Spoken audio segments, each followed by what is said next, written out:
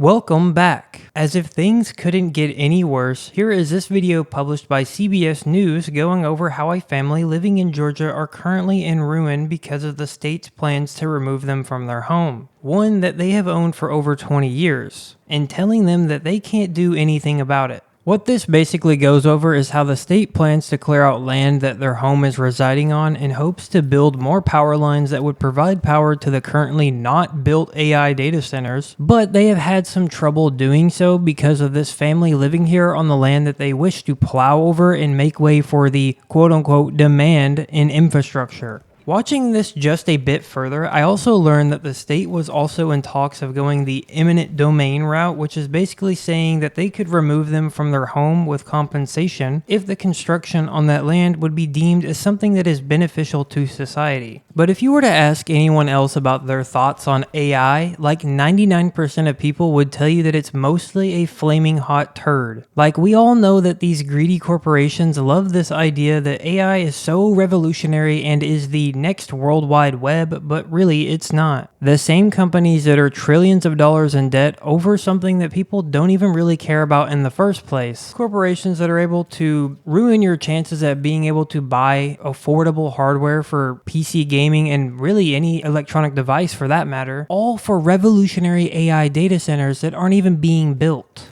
And we've seen more and more companies move part of their workforce via AI, and just more people losing their jobs and even just having to use AI alongside their work. Like, these large language models certainly have a place to be, but they are definitely not artificially intelligent whatsoever. And this doesn't even touch on the fact that how these data centers that are being built are affecting the people's lives that live around them. Now let's just take a pondering guess as to what some of these benefits might be when you have a data center built near you. A higher electricity cost due to the extra strain added onto the grid, having much higher water consumption for cooling, increasing the cost of basic water, noise and light pollution, a decline in property value, and yeah, I mean, the list just goes on and on. Like, even before we gained our independence as a country, we would do a lot more for a lot less. Like, we literally fucking had the Boston Tea Party of all things because of the taxes on tea. Having corporations along with state companies being able to just say, yeah, we want this land, so we're just going to remove you from your home to do so is just kind of absurd to me.